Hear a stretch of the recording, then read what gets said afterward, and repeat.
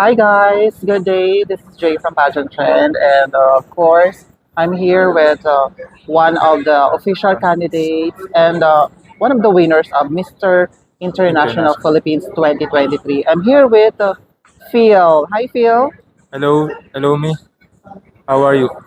I'm doing great. How about you, I'm Phil? doing I'm doing great also. Yeah. So, how are you right after nung you Mm. know a month after the coronation night Mm, ng Mr. International Philippines? I have been busy in my school, and right now I am busy with my preparation, like being physically fit and mind conditioning. Okay. So, I have heard that you will be competing sa international pageant. Papa. Could you please tell us kung ano yung competition na ito? Mm, my pageant is Mr. Teen Global International Teen category happening in Nepal Wow. on March 20 to April 1. Nice. And malapit na rin, no? Opo, malapit na po. Ilang days na lang I think magko-compete ka na. 2 weeks na lang po, alis na ako. March 28 na lang po. Alright. Kasi Talking to your preparation dito sa international mm, pageant na sasalihan mo, how was it? my preparation is quite pressure because I have balancing my school and my preparation in the international, and my preparation is going to the gym to be physically fit and mind conditioning also, like watching some movies and watching some pageants. How about for your training, like Mm. sa Pasarela. Q&A and then sa pasarela? Mm, yung Q&A training ko naman po, nanonood po ako ng mga pageant vlogs and pageant, like past pageants po, and watching movies to enhance my English speaking, and may pasarela nanonood rin po ako sa YouTube rin po. So, more on self-training ka lang this Self-training po. time. So, medyo matagal din yung preparation mo, no? Ano? Nasabihan po ako nung February. I think 2 months po. So, 2 months 2 months ago po yung na. preparation po. Okay. So, what was your reaction na you will be competing dito sa international pageant na Opo. sinasabi? It's quite a pressure, but it is an honor to able to represent our country in an international. First time mo ba mag-compete sa international? Opo, first time po. How was the feeling? It is an honor to represent our beloved country, Philippines po. Do you feel the competition right now? Or medyo, ano pa? Medyo hindi pa po nagsisingkit pero everyday po nagsisingkin siya. Lumalapit po yung competition. Nice. Kailan yung alis mo dito? Yung alis ko po is March 27 or March 28 po. Wow, bongga. Malapit-lapit na rin po. And what was the reaction of your parents na you will be competing na sa international pageant? They are proud, but they are also pressure to me because I am competing in a international, and they are guiding me right now with with my preparation. And And they then, are reminding me every day with my preparation, my my body. and then what advice did you receive from them? My number one advice is my Q&A. I think my father told me that train my Q&A day by day. She said that I need to improve that to win an international. Nice. And of course, sa MIPH, joining mo pa lang, di ba? Apo. So, kita-kita ko yung mga sacrifices mo and as well as willing to win the title, of Title. course. So, by this time, may kita ko pa rin ba ngayon or much more pa yung yung effort na i-exert mo dito for the international pageant? Ngayon po, mas doble po yung effort ko ngayon dahil international na po, hindi na po national. Rene-represent ko na po yung country natin sa international. Kaya dinoble ko po yung preparation, dinoble ko po yung pag-prepare ko sa body and sa Q&A rin po, sa mind conditioning. Nice, nice, nice. Anyway, when it comes to your preparation sa Body. physical, Opo. I think there's nothing to worry about that. No? Opo. So, saan ka mismo nagpo-focus ngayon sa training mo? Nagpo-focus po ako yan sa training ko sa Q&A po talaga dahil po sa international na po yan. And of course, ano naman yung advice na maibibigay mo sa mga gustong mag-join din or Tungtong. makasunod sa Opo. yapak mo? Ang advice ko lang po is be disciplined lang po sa sarili and go for your dreams, work for it, and stay disciplined po and motivate.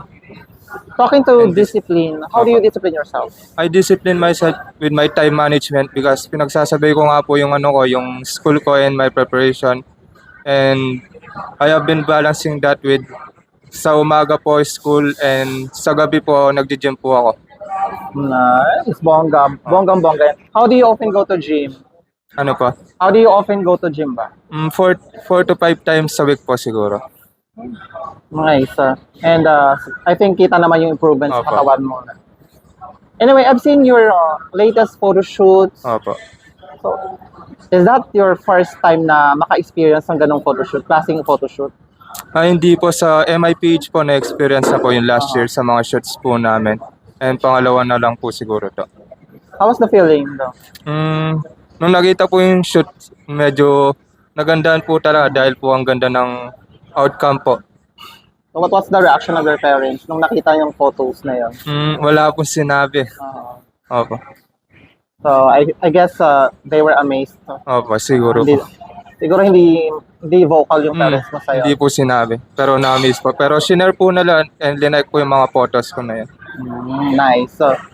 And itong international pageant na lalabanan mo, Opo. did you research this pageant or meron ka na bang Idea. idea? I think yung idea ko pa lang po is yung tatlo po kami lalaban, Mr. Teen, Adult and Adult Women in Nepal. And yung kasama ko po is tatlo na po kami. I think tatlo na po kami. Adult and adult din na babae rin po. So meron Meron na po kaming kasama. adult category, tapos may Opo. teen category, and as well as meron sa babae naman. Opo, meron po. Tatlo Miss po kami. Global, Miss Global po. International. Kompleto na po yung Pilipinas. Nice. And you were competing for teen, Teen category po ako. Nice. Ayun, bongga-bongga. And you were not also representing, Myself, yes, and of course your hometown, but of course the whole Philippines. our beloved country Yeah. po. And so, ano na ngayon yung pinaghahandaan mo, Phil? Pinaghahandaan ko nga po yung yung katawan ko po and yung ano pong impact na mabibigay ko sa Nepal sa international po. And what are you looking forward for this international competition? Ano pa?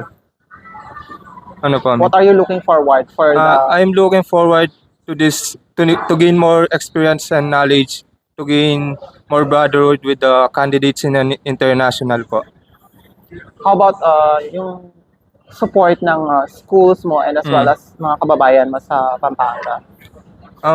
Sa school po wala pa po akong sinabi sa school po namin sa din po namin, pero sure ko po na may sasabihin po ako sa kanila pag malapit na po yung competition. And sa hometown ko naman po sa Lubao, meron po akong courtesy call When is na that? gagawin. Wala pa pong schedule pero maybe next week po. Pero nakaplan na siya. Meron na pong letter. Nice. And ayan, so nanonood ngayon yung mga fans and supporters mo. Opo. Ano yung mensaheng gusto mong iparating sa kanila? Ang mensahe ko lang po, please do support me as I represent our beloved country, Philippines, and I assure you, I will give my 100% to bring home the crown. Ayan, bongga. Ayan, bring home the crown, of course. Opo. Phil, for the first ever Mr. Mr. Global International Teen Category. Ano yung unang pumasok sa isipan mo yung narinig mo yung Mr. Teen International, Mr. Teen Global International? Ang unang pumasok sa isip ko is kailangan ko pagandaan to dahil first time po mag-compete ng Pilipinas dito sa Nepal. Kaya kailangan kong may panalo para sa bayan ko po. Ayan. So, thank you so much, Phil. Do you have any social media to promote para Opo. makita nila kung saan ka? My social media accounts is, my Facebook is Phil Tungol and Instagram pareho lang po sa Facebook Phil Tungol rin po. And of course, please invite them to support you sa upcoming Opo. international pageant.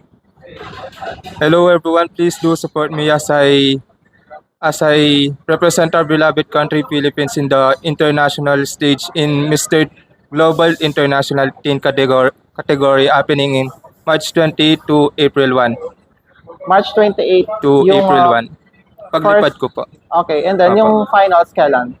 April 1 po. April 1. Opo, yung coronation night. So mga ilang days ka doon? Parang 5 days or 4 days po. Who's with you? I think Sir Amir po, Sa dalawa lang kayo ng national Opo. director or yung president ng yung president po Mr. ng... International Philippines. Alright, sige. Thank you so much, Phil. Thank you and, rin po. Best of luck sa journey mo sa Opo, thank you. Mr. Global International Opo. Team Category. Thank you. Bye-bye. Thank you everyone.